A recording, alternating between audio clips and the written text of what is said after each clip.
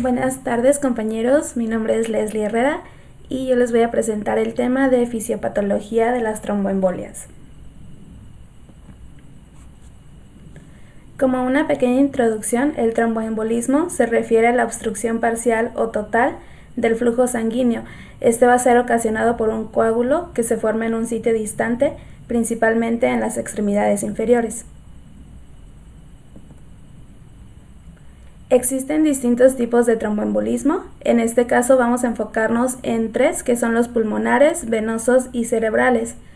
Los tromboembolismos pulmonares son obstrucciones parciales o totales del flujo arterial sanguíneo a una porción del pulmón. Los tromboembolismos cerebrales se refieren a la pérdida de oxígeno de una región del cerebro por la obstrucción de la arteria que lo irriga. Y el tromboembolismo venoso se refiere a la presencia de un trombo en una vena y la respuesta inflamatoria asociada. Para poder comprender un poco mejor a qué se refiere el tromboembolismo, es importante conocer estas dos definiciones. Un trombo es un coágulo sanguíneo que se forma en un vaso y que permanece ahí. A diferencia de la embolia, que este es el coágulo que se desplaza de un sitio de donde se formó hacia otro lugar del cuerpo. Es decir, se forma el trombo en la vena y por la misma presión de la sangre va a hacer que este coágulo se desprenda, causando lo que es el tromboembolismo. Es muy común que estos trombos viajen hacia las partes superiores, ya que normalmente se forman en las extremidades inferiores.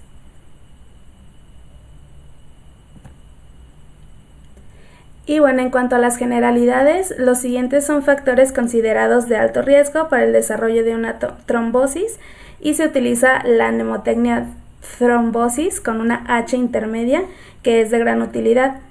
Estos factores son el traumatismo, la hipercoagulabilidad, el uso de drogas recreacionales de forma intravenosa, la edad cuando el paciente tiene más de 40 años, la malignidad, específicamente el cáncer, el uso de anticonceptivos hormonales, obesidad, cirugías o tabaquismo, la inmovilización y alguna otra enfermedad. Siempre se debe de sospechar de trombosis en pacientes que presenten edema, dolor y cambios de coloración en un miembro pélvico, especialmente si tiene alguno de estos factores de riesgo. Y bueno, uno de los factores diagnósticos que podemos utilizar es la tríada de Virchow.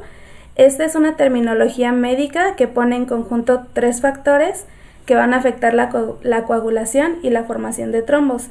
La peor consecuencia es el tromboembolismo venoso. Es una serie de tres cambios que se producen en el interior de las venas y que determinan la formación de trombos venosos.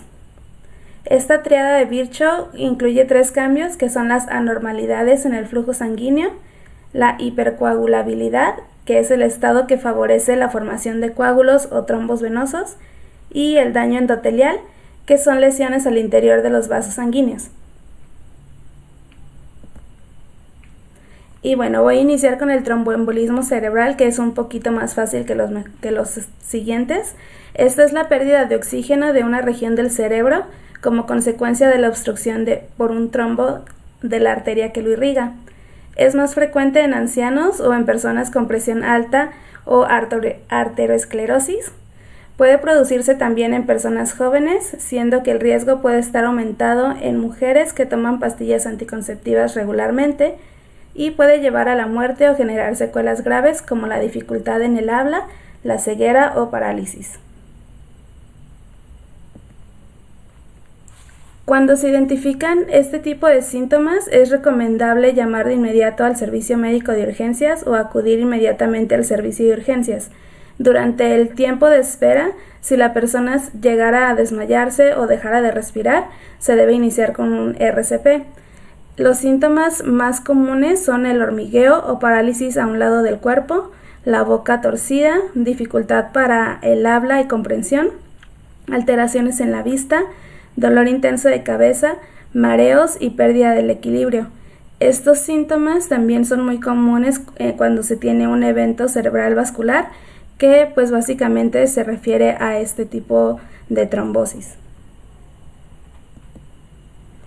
El tratamiento para esta debe iniciarse lo más rápido posible en el hospital, ya que es necesaria la aplicación de inyecciones de anticoagulantes directamente en la vena para poder disolver el trombo que está obstruyendo la arteria cerebral.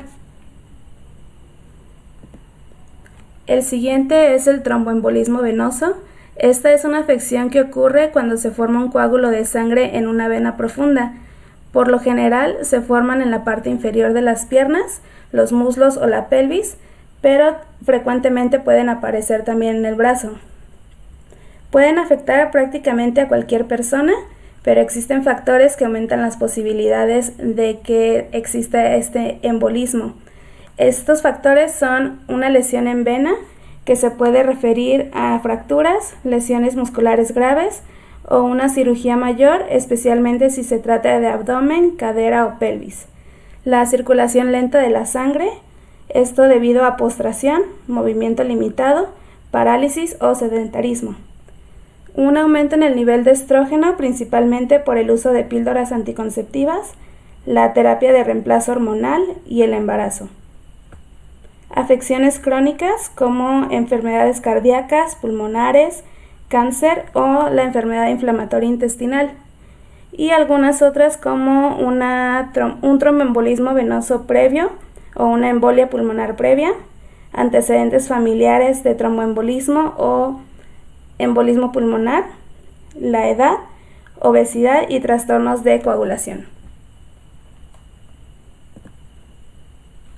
Los síntomas de este tromboembolismo son hinchazón, dolor, sensibilidad al tacto y enrojecimiento de la piel. Aproximadamente la mitad de las personas con trombosis venosa profunda no van a presentar ningún síntoma. También existen 4 causas que se asocian significativamente con el incremento de riesgo de trombosis venosa en pacientes inmovilizados u hospitalizados. Estos son la presencia de enfermedad infecciosa, que la edad sea mayor a 75 años, que sea paciente que padece cáncer y una historia de trombosis previa. Para el tratamiento tiene como objetivos prevenir la extensión del coágulo, que el coágulo se vaya en un tipo de embolismo hacia el pulmón, la recurrencia de la trombosis y evitar complicaciones tardías como el síndrome post-trombosis y la hipertensión pulmonar crónica. Este tratamiento consiste en fármacos anticoagulantes como la heparina en 5.000 unidades cada 6 horas por 72 horas, la enoxaparina 1 miligramo por kilogramo cada 12 horas y la acenocumarina o warfina.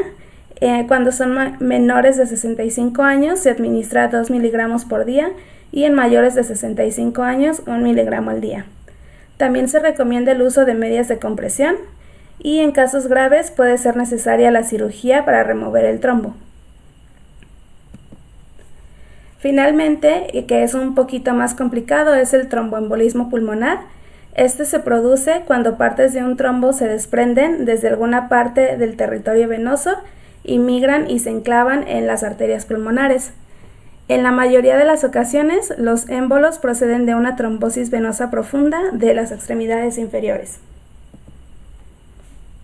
En su etiología vamos a encontrar 3 fases: la trombosis venosa profunda de extremidades inferiores, que es secundaria a una tromboflebitis, una flebotrombosis por reposo prolongado, cirugía pélvica y cirugía de extremidades.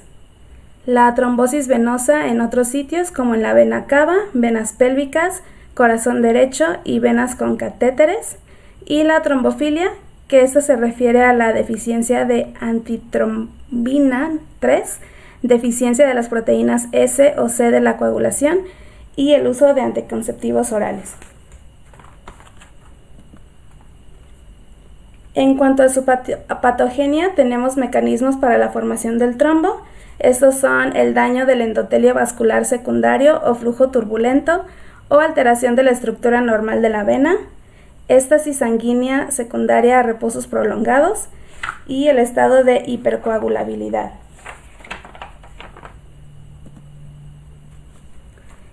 En cuanto a la fisiopatología, podemos encontrar una hipoperfusión pulmonar con la consecuente alteración de la relación ventilación-perfusión. Esta se refiere al aumento de los cortocircuitos intrapulmonares, lo que va a llevar a la insuficiencia respiratoria aguda y progresiva. La hipoventilación pulmonar, que es secundaria a un espasmo de la vía aérea causado por mediadores químicos como la serotonina. Tenemos también la hipertensión arterial pulmonar secundaria a hipoxia, disminución del número de vasos sanguíneos y efecto local de vasopresores, dentro de los que destaca la serotonina, que se encuentra en forma abundante en las plaquetas. Y finalmente se encuentra la falla cardíaca secundaria a una hipertensión pulmonar con la consecuente hipertensión venosa sistémica y la disminución del gasto cardíaco. Esta reducción puede ser tan impactante que induce un estado de choque denominado choque obstructivo.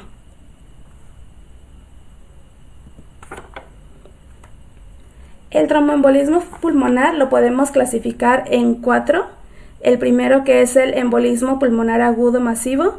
Este está ocasionado por la obstrucción de 2 o más arterias lobares y se caracteriza por un importante deterioro hemodinámico y choque. En segundo lugar tenemos el embolismo pulmonar o infarto pulmonar. Este por lo general afecta a arterias distales de los lóbulos inferiores y se caracteriza por un dolor pleurítico constante, fiebre, disnea y expectoración hemoptoica. La radiografía de tórax va a revelar una consolidación parenquimatosa triangular con vértice dirigido al ilio pulmonar. Tenemos también el embolismo pulmonar submasivo sin infartos. Este se trata de la presentación más frecuente y casi siempre son bilaterales y el síntoma más llamativo es la disnea. Por último está el embolismo pulmonar recurrente o recidivante. En este tipo de pacientes el dato principal es la disnea de instauración lenta y progresiva.